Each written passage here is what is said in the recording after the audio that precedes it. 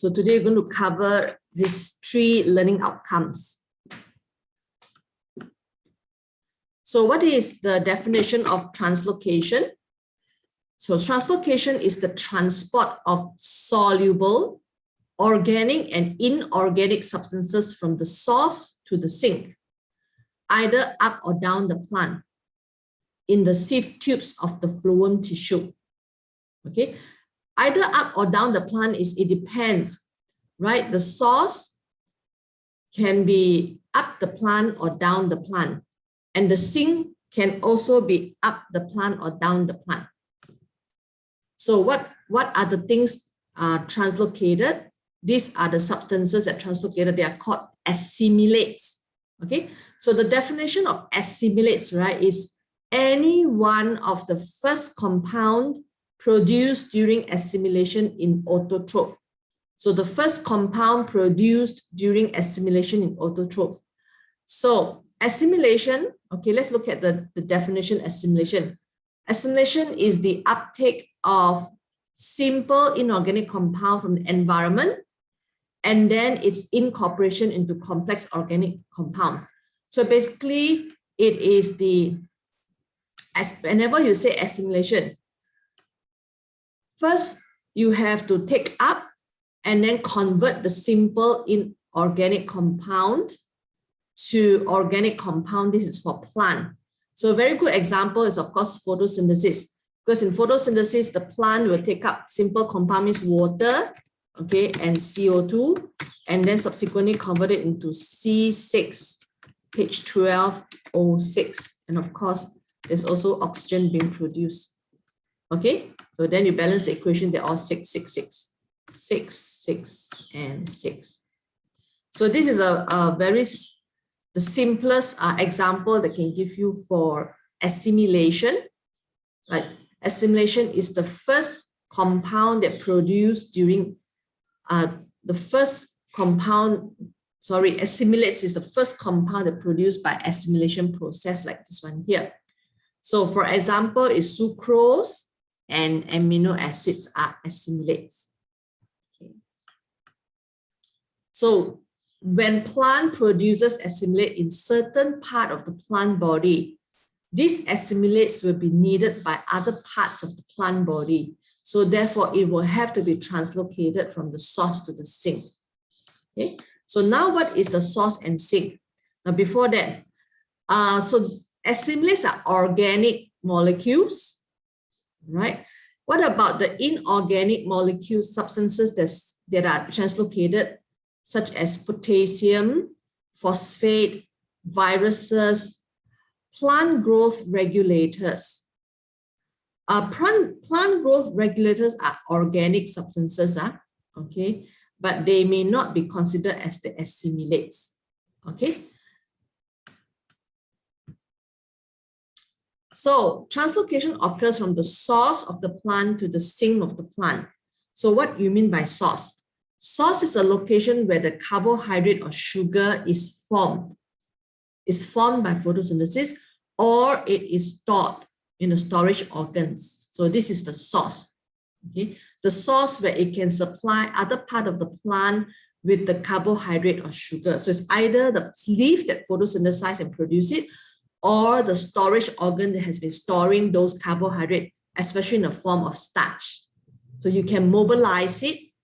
Mobilize means make it mobile, means can move, and send it to other part of the plant that need the carbohydrate.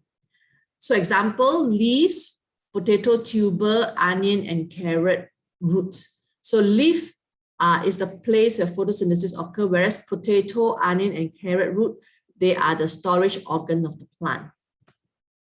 So the sink is a location where carbohydrate and sugar is used or stored. So either it's used or stored, for example, roots, fruits, flower, storage organs, regions of growth in the plant like bud and flower. So any part of the plant where the cells, any part of the plant where the cells will need the carbohydrate for respiration to produce ATP, as well as the part of the plant that will store the excess carbohydrate for future use. Okay, so translocation involves 3 stages. Number 1, loading. Number 2, translocation. Number 3, unloading. Okay, so this is a very good diagram. So therefore, I've used this diagram. I've given you this diagram in your notes as well. Okay, so in this diagram, you can see that they show 3 cells here, okay, that are found in the leaf, all right? And then you got a companion cell and the sieve tube. Then again, you see they use the dashed line to indicate variable distance. So therefore, from the sieve tube in the leaf, it will start to be connected to sieve tube probably in the stem, and then sieve tube in the sink. So this is a sink where the cells in the sink may need the carbohydrate for respiration, or may need the carbohydrate to store it for future use. Okay, so first, step 1 in translocation is loading. So the carbohydrate needs to be loaded from the surrounding photosynthetic cells into the sieve tube element by the companion cell. So mesophyll cell photosynthesizes to produce TP. Now, TP is actually a short form that stands for triose phosphate.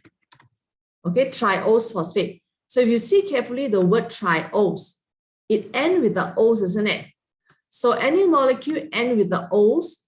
What is this molecule? Samir.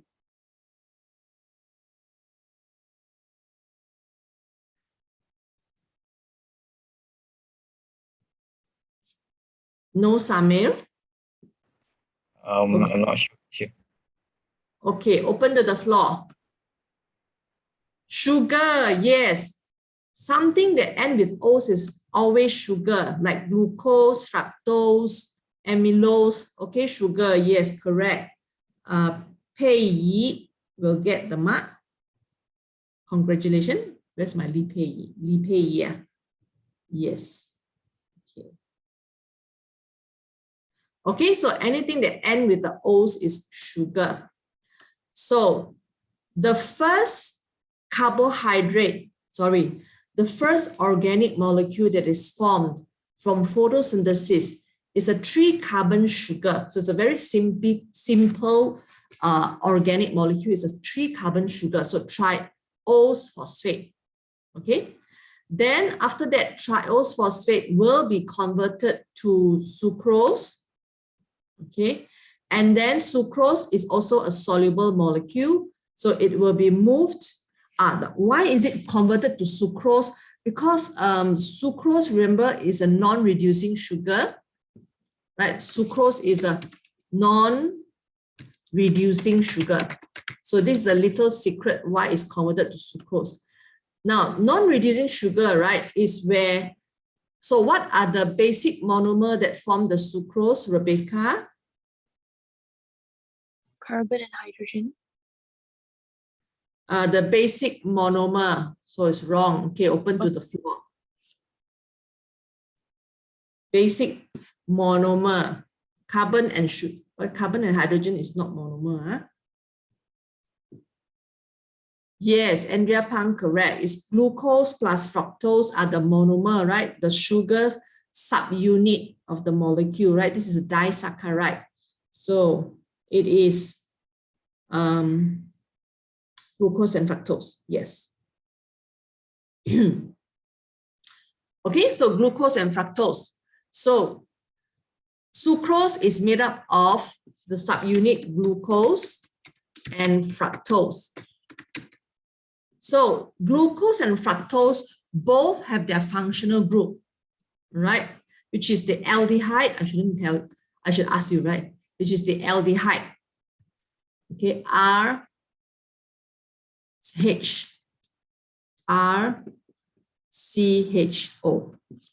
Okay, aldehyde or RC,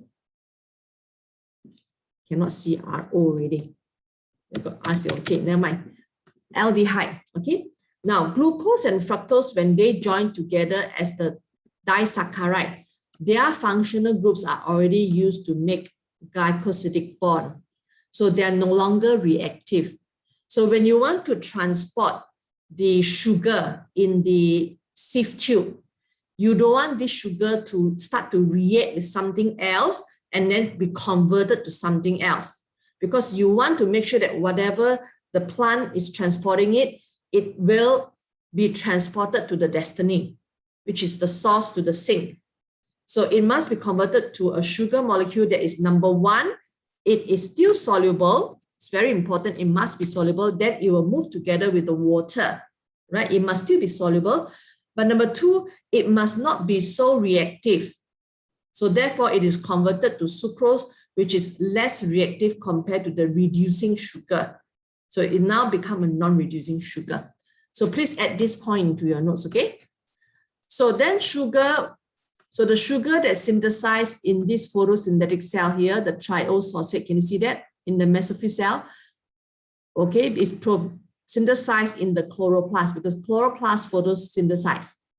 Then from TP, it is converted to sucrose, and then the sucrose will start to travel, you see? So it start to move.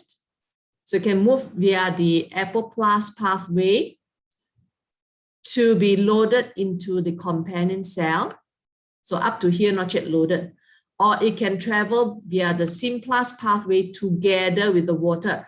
So wherever the pathway that the water takes to transport the sucrose will move together with the water. So water can move from cell to cell by apoplast and symplast pathway. So therefore, sucrose will also travel by apoplast and symplast pathway. Okay, so all the way until how is entering the companion cell, we'll look at it now. All right. So this is a diagram where you need to fill in the mechanism in your notes, how the loading occurs in the companion cell into the sieve tube. So this is the full process of loading. So loading is carried out by companion cell. Okay. So step one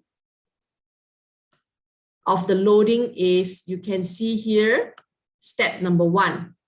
So in the membrane, cell surface membrane of companion cell, now this dot that I draw here, it represents a proton pump.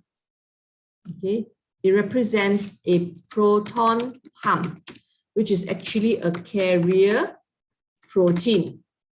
Okay, it's a carrier protein in the membrane, which pumps proton against concentration gradient. So every time when you see the word is a pump, usually it's a carrier protein, okay, that will transport something against concentration gradient. So that's why it's called a pump, and therefore it needs to use ATP. So therefore, every time you see the word the pump, which is in the membrane, it is usually a carrier protein that will transport something against concentration gradient using ATP. Now, in this case, it's called proton pump because this carrier protein transport H+. Okay, H+ is also called proton because it carries a positive charge with it. So therefore, this proton here actually stands for the H+ ion. Okay, the H+, the hydrogen ion, or the H+. Okay, hydrogen ion, H+ ion. Okay, so you can see here that the proton, the H+, is actively being pumped by the cell, a companion cell, out of the cell by the proton pump with the expenditure of ATP. So every time an ATP is used, it's hydrolyzed to ADP plus PI, and the energy is used to pump the proton against concentration gradient. Okay, so against concentration gradient means inside has got lower proton concentration, outside got higher proton concentration. So after that, it's very interestingly, in the membrane, there is also a carrier protein. Okay, number 2 is a cotransporter carrier protein.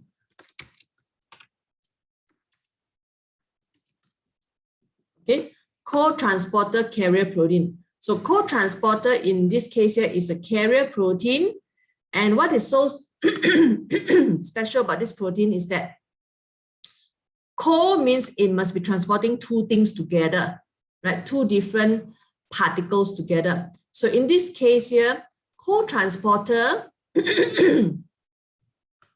so let me draw the cotransporter, okay? Is able to transport, of course, there is a binding site for proton, and then it has got another binding site for the sucrose, okay, sucrose, which is made up of glucose and fructose. So proton will sit into the binding site for proton. So you sit into here, okay? And then the sucrose will sit in here, okay? So once both the molecules sit into the active site, then the carrier protein will change shape from ping to pong. So they will change shape and become like this. All right, so then both the proton H plus as well as the sucrose will be transported across the membrane. So in this case here, you already learned before last time. Huh? In this case here, which particle is co-transported with which particle? Which particle is co-transported with which particle? Shannon?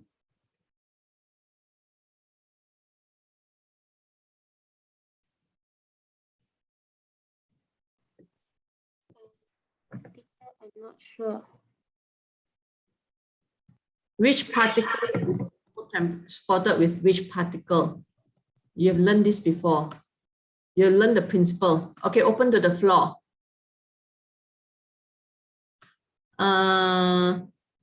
Rebecca said sucrose is co-transported with proton. Very good, correct. Rebecca, correct. Thank you.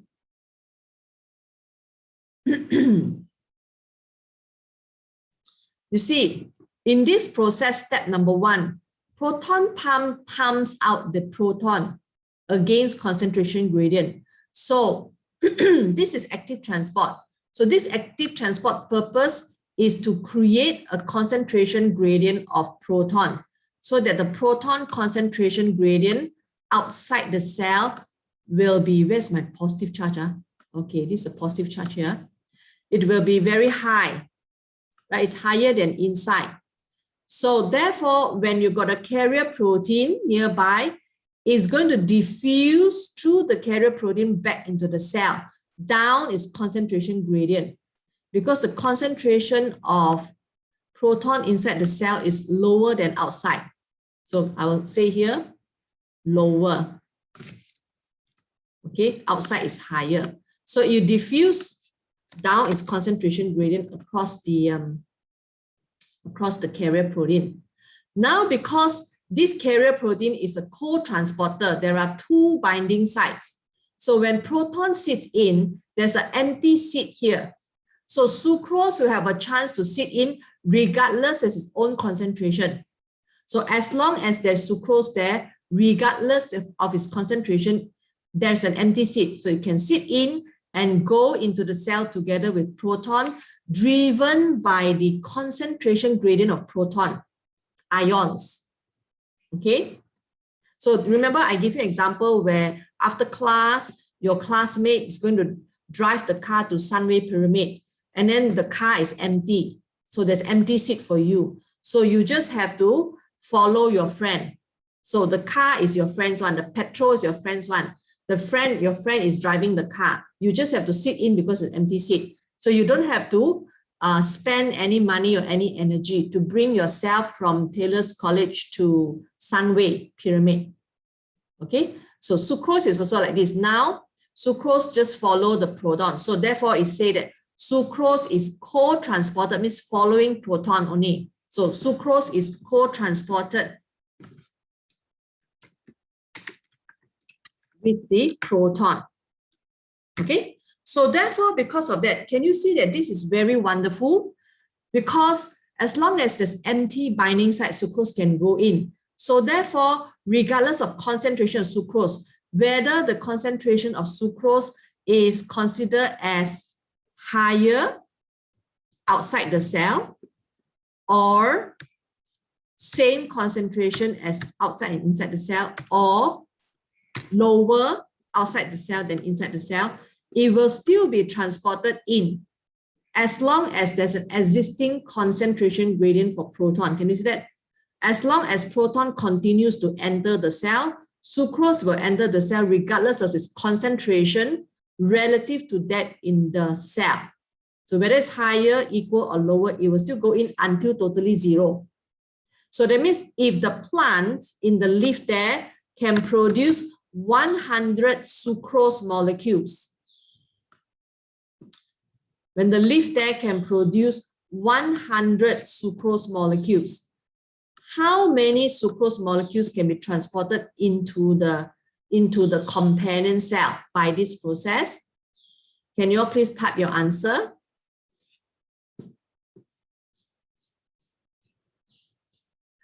$100, correct. Yes, 100, right? Regardless of concentration.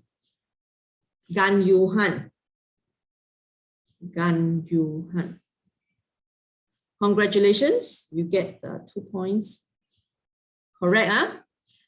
So, regardless of the concentration, as long as it's proton gradient, then sucrose will continuously be transported, which means to say, as long as companion cell is alive and there's enough energy, it will continuously pump the proton out, and therefore continuously there's co-transport, continuously sucrose will be transported in.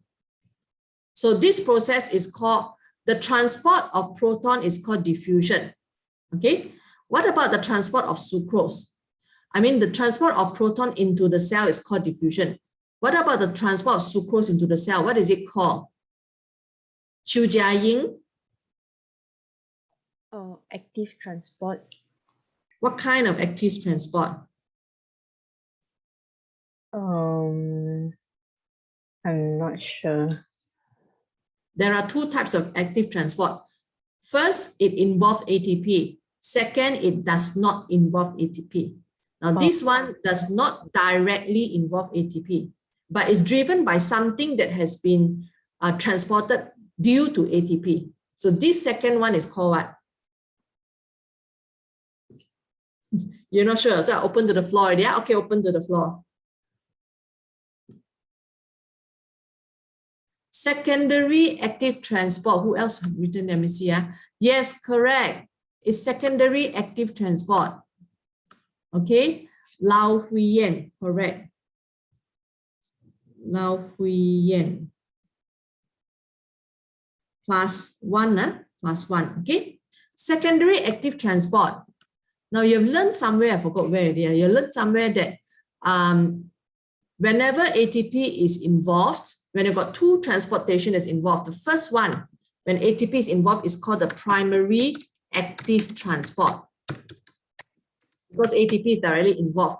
And because of this primary active transport that created a concentration gradient for H+, when the H+ diffused down its concentration gradient, driving sucrose to move with it. So the transport of sucrose into the plant now is called the secondary active transport. That means its movement is due to the primary active transport. If primary active transport stops, there's no H+ concentration gradient. Therefore, H+ will not diffuse into the cell. Therefore, sucrose will also not be transported into the cell. So it still depends on primary active transport. So transport of sucrose in this way is called secondary active transport. Okay, please write this into your notes.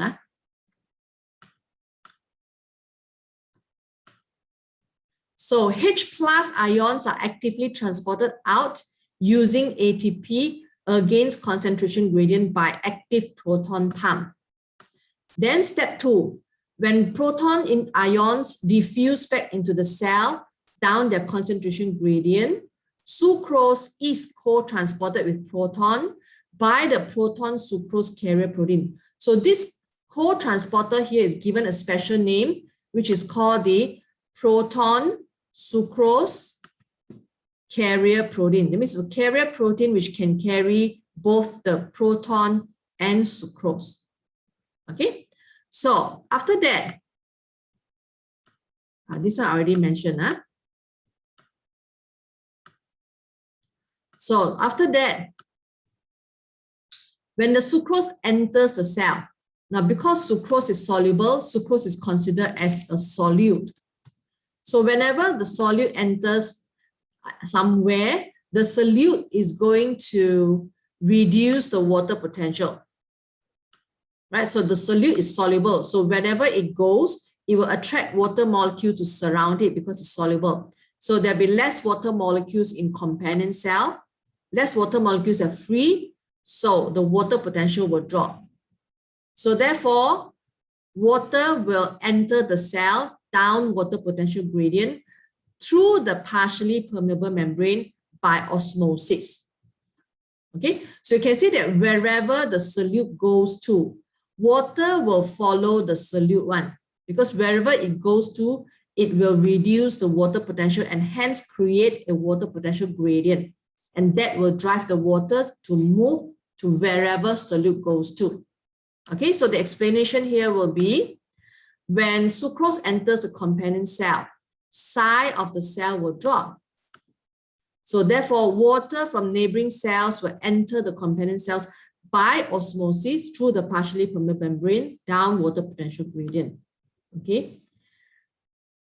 Then the hydrostatic pressure builds up inside the companion cell because more and more water enters.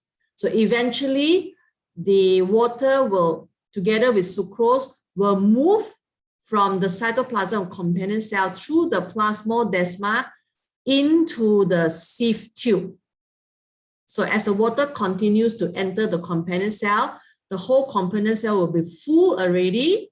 So when more water enters, it will move into the sieve tube. So sucrose that dissolves will also be transported together into the sieve tube through the plasmodesma.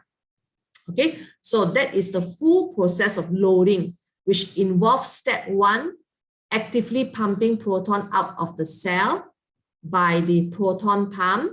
Step 2, co-transport of sucrose together with proton into the cell by co-transporter, which is proton sucrose carrier protein. And then number 3, water enters the cell by osmosis.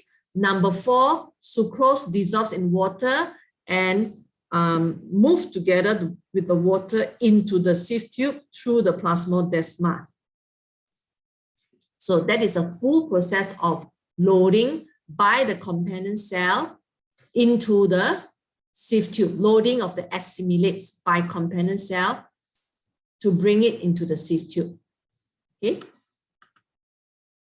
So this is another diagram which will illustrate this is a source, the loading process, and then the translocation process along the sieve tube, and then the unloading process in the sink. So from the source to the sink. So after loading, the next step is translocation. So sucrose will be translocated in the sieve tube, right, from the source to the sink. So when sucrose enters into the when sucrose enters from companion cell into the sieve tube element through the plasmodesmata, okay, sucrose being a solute will reduce the water potential of the sieve tube now. So wherever the solute enters, it's going to reduce the water potential. So now it's in the sieve tube, it will reduce water potential of sieve tube.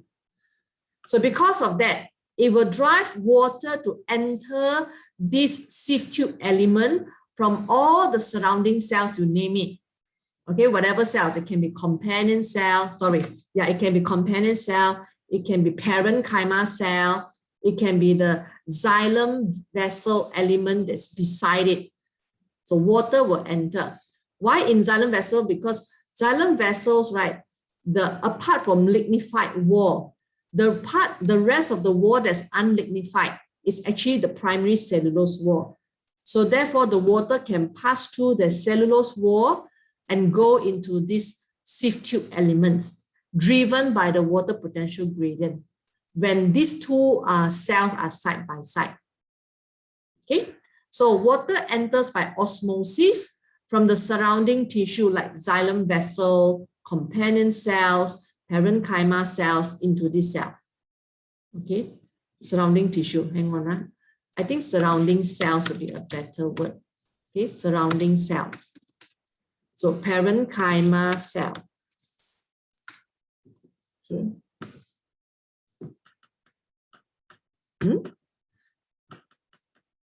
Okay, so when water enters the sieve tube element at the source, okay, the sieve tube element will have a higher hydrostatic pressure. Right? So when you got a lot of water that you fill up the plastic bag, so it will start to push outwards. So that force of the water pushing outwards is called the hydrostatic pressure. So when more and more water enters the sieve tube element, so it will start to expand, isn't it? So it will create a hydrostatic pressure. So now the hydrostatic pressure in the source will be higher than the hydrostatic pressure in the sink, because water enters the source. So therefore, the higher hydrostatic pressure in the source will push the water and the sucrose molecule to move from the source to the sink by mass flow. Mass flow means the water and the sucrose and all other assimilates and all other particles will move together in the same direction rapidly, means quite fast, okay, driven by the hydrostatic pressure gradient, higher in the source, lower in the sink. Okay,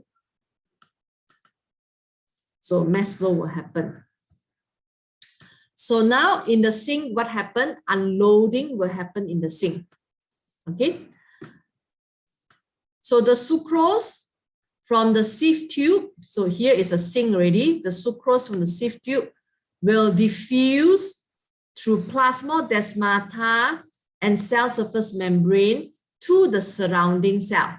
So you can see here that it diffuses into the companion cell through the plasmodesma and then to the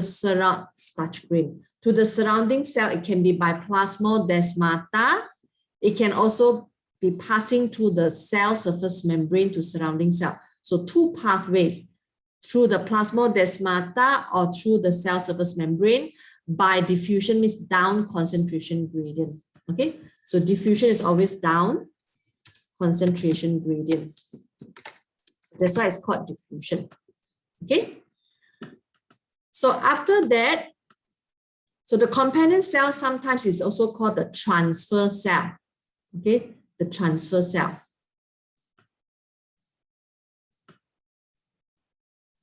So in the neighboring cell, when the sucrose enters the neighboring cell, so it's going to reduce the water potential of surrounding cell. So the water also will move together with sucrose. See, the water will also move together with sucrose to the surrounding cell by osmosis because it passed through the partially permeable membrane. Okay. So this is a diagram from our old textbook. So all in all, translocation involves step 1, loading in the source, okay, translocation in the sieve tube, and unloading in the sink. So after, okay, hang on. So translocation in the sieve tube is driven by the hydrostatic pressure gradient. Okay. So the high hydrostatic pressure in the sieve tube enable large quantities of materials to be moved at a relatively high speed. So it can overcome very high resistance in the sieve tube because of sieve tube diameter is very, very small compared to the xylem vessel. Sieve tube is always smaller. So it's smaller means diameter is very small. The resistance to flow is very high. So this high hydrostatic pressure that's created by the cell is able to push the water and the sucrose to be translocated through the sieve tube from source to sink. Okay, and also you know that there are a lot of sieve plates, right, at the end walls of each sieve tube element. So these sieve plates actually will cause very high resistance, yet translocation can occur because of the high hydrostatic pressure. So this hydrostatic pressure is very important to ensure translocation can occur, even though the resistance to flow in the sieve tube is very high. Okay. So therefore, it's very interestingly, phloem sap may ooze out of the sieve tube into the feeding stylus of F8 inserted into it. Okay. Before that, I think I want to mention about this. So what happened is that the sucrose that is transported to the sink, into the cells in the sink, they might be, so first they'll be hydrolyzed so that the cell can use it, right? So it'll be hydrolyzed first, hydrolyzed, okay, into glucose and fructose, and then it can be converted and stored as starch if it's a storage organ. Okay, so this will happen in the storage organ like potato tuber, carrot, onion bulb. Okay, it's a storage organ, or probably fruits also. I think fruits. Fruit also can, right? Okay, fruit, right? Or it will be respired in other cells. So other cells are growing like buds, okay, the stems, the roots, okay, will use glucose and fructose for respiration to produce ATP. Okay. So now let us look at what will the high hydrostatic pressure do to the phloem sap. So when you say phloem sap, you're referring to the liquid that is translocated in the sieve tube. So it's called phloem sap. Okay, so this is very interesting. Now this is aphid. If you go to the garden and observe the plant quite often, especially the small herbaceous plant, you can see a lot of tiny, very tiny little green color insects that are resting on the leaf, or it could be moving on the leaf or the stem. So you go and see, it's very, very tiny, but you can still see it with your eyes. So they are called aphid. Okay, so this is a scanning electron micrograph of aphid, and you can see that the stylet, okay, of the aphid is already inserted into the stem. So exactly where it is inserted to is inserted all the way to the sieve tube, right?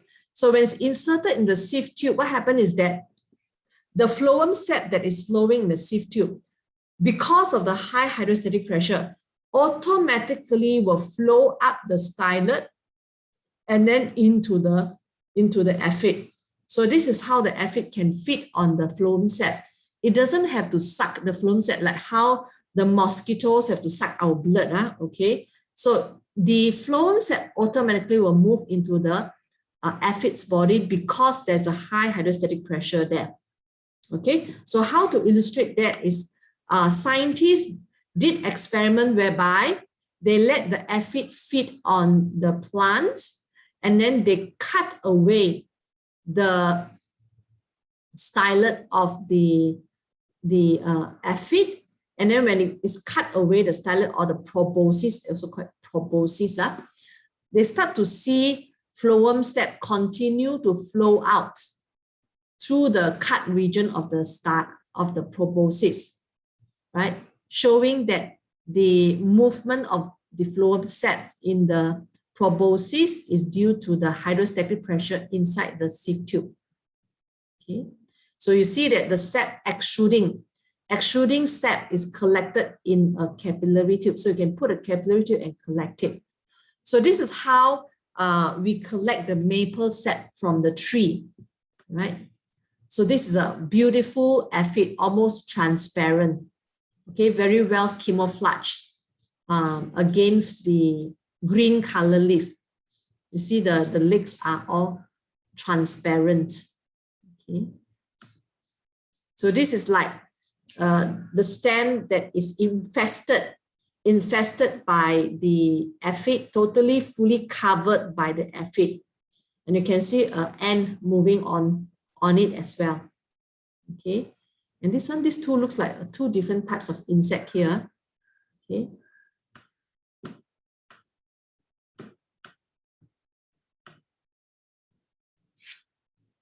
So high hydrostatic pressure in the sieve tube enables the sugar in the phloem sap to be tapped by us, by human.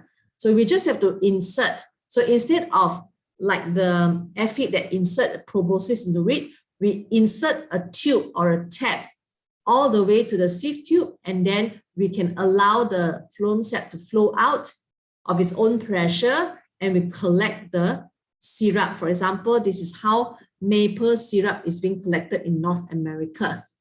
So you can see first, we will drill a hole and place a tap into the stem all the way to the phloem tissue. Okay, so this is a tap. So this is a tap here. Okay, they call this the spile. Okay, the spile, which is the tap, which is looks like this. Looks like this. Okay, so spile, which is a tap, is inserted into the maple tree tap hole. So a hole is being drilled, and then this tap is placed into it. Okay, and then you see here, there's a plastic tube or rubber tube that is being inserted and connected to the tap, so that when the phloem sap flows out, it will be collected somewhere else. Okay, so this one is showing you the rubber tubing or the plastic tubing that transport the maple sap to somewhere, to a storage tank or sugar house. Okay, now this is considered as new method. This is a very old method, early sap collection into the trowel, just like how we tap the rubber from the rubber tree. Okay, and this one, the maple sap is collected into a bucket. Okay, in a long time ago. So here is to actually show you that when xylem, the xylem vessel element, xylem vessel is located beside the sieve tube. The water in the xylem vessel can go into the sieve tube and can also go out of the sieve tube to the xylem vessel.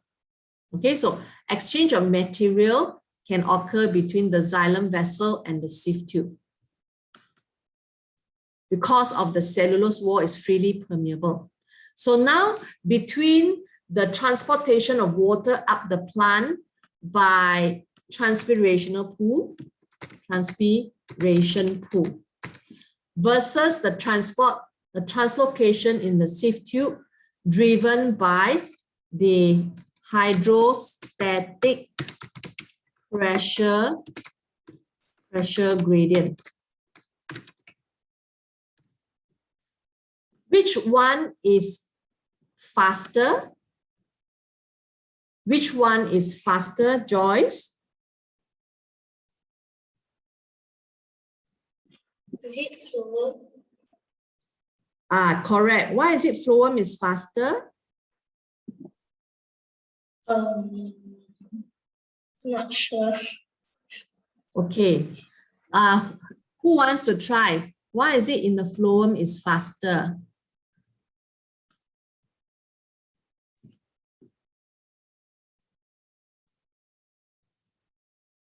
Nobody wants to try. Higher pressure. Okay, high hydrostatic pressure. I can say high transpirational pool, right? Yes, correct, Lo Sisian, because of active transport. Because of active transport. You see, the transport of water in the xylem vessel is by transpirational pool. Now, transpirational pool is generated by the heat energy in the surrounding. That means because of the heat from the sun, it drives the evaporation of water from the surfaces of mesophyll cell. So that evaporation created the tension. Cohesion is already there between water molecules. So that evaporation created the tension that pulls the whole column of water up the xylem vessel. So that force that causes the movement of water in the xylem vessel, that transpirational pool, is considered as a passive process. That means it does not involve ATP from the cell. Whereas the hydrostatic pressure gradient in the sieve tube is actually created by the cell, okay, using ATP. So this is created by companion cell. So therefore, when the cell uses its energy for transportation, it will be faster compared to the cell depending on the surrounding energy to create the evaporation and transpiration pool. So because, therefore, in short, because in the sieve tube is an active process, in the xylem vessel is a passive. Passive means it does not involve ATP from the cell. That's why it's called passive. Active means it involves ATP from the cell. That's why it's called active. Okay, so therefore it's faster in the sieve tube. So which one is faster? Water movement or sucrose movement? Answer is sucrose. Okay. So in the sieve tube, loading is by active transport and the movement is due to high hydrostatic pressure. So that's why it's faster because of its active process, ATP involved. Okay. So let us recap translocation. So in this translocation topic, we have looked at assimilates that are the first organic compound produced by the plant by assimilation, like sucrose and amino acids that are soluble in water.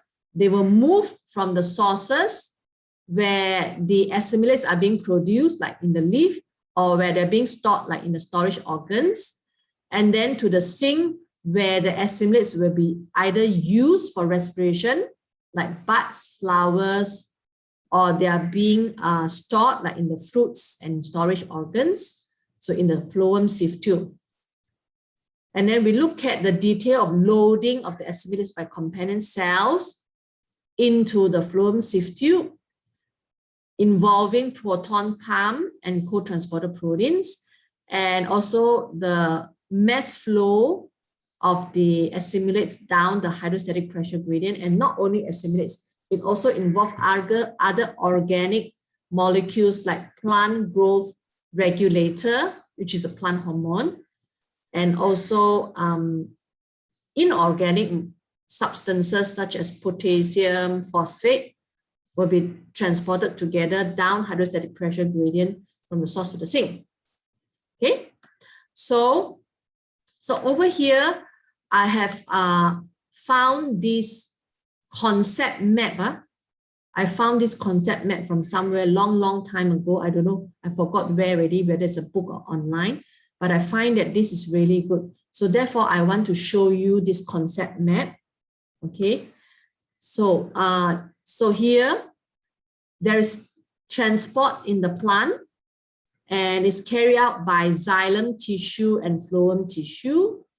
And in xylem tissue, there are 4 types of cells. So the main part that will transport is the xylem vessel, whereas in the phloem, it will involve sieve tube as well as, I think, companion cell. All right. So in xylem vessel, it will transport water and dissolved mineral ions from the root hairs, right? Because the plant body is a root hair, from the soil to the root hair, and then to all other cells in the plant that will need water. Okay, and then in the sieve tube, sucrose and other organic substances, the assimilates, will, such as amino acid, will be from the mesophyll cells of the leaf, will be loaded by the companion cell to the sieve tube and then transported to other cells of the plant. So I think that this illustration is very crystal clear, right? And then xylem, so the transport of water in the xylem is aided by, can you see 1, 2, 3? First one, transpiration pool, you learn it as cohesion, tension, okay? And then root pressure, can you see here? And then capillarity means capillary pool. And then transpiration pool, you see it actually mentioned about the external factors. External factors that affect transpiration, like wind speed, humidity, temperature, light intensity, and size. And of course, for your case, you have also learned effect of internal factor, which you can also write about. Okay, so I want to show you that a concept map like this, like what I always say, summary chart, is a very good summary that if you do this chart, it will help you to learn better and remember better, and you know exactly what are the details that you have learned for this particular chapter. So when any question about this chapter come up, you very quickly will be able to pinpoint exactly what points you have learned that you can write in exam. Okay, so I have kept the name for those who have volunteered to do the summary chart. Okay, so your 2 weeks holiday will be coming already after this week. I think there'll be 2 weeks holiday. So I think that will be a good time for you to do your summary chart and share among those who have done it. Okay, now those who are not involved, they cannot take the share because they did not contribute to do the summary chart. So those who have contributed, you do one chapter, you can get the rest of the chapter from those who have contributed because it's sharing among each other. I think that you don't take things for free one. If you want something and you are working in a group, everyone must work together to get to get a fair share of whatever work that they've done. So only those who have volunteered and have done the chart will share among one another. Those who have not volunteered, you cannot share, okay, because you have not contributed. So there's nothing say that I don't do, but I can get it for free. No, there's no such thing. Okay, so I will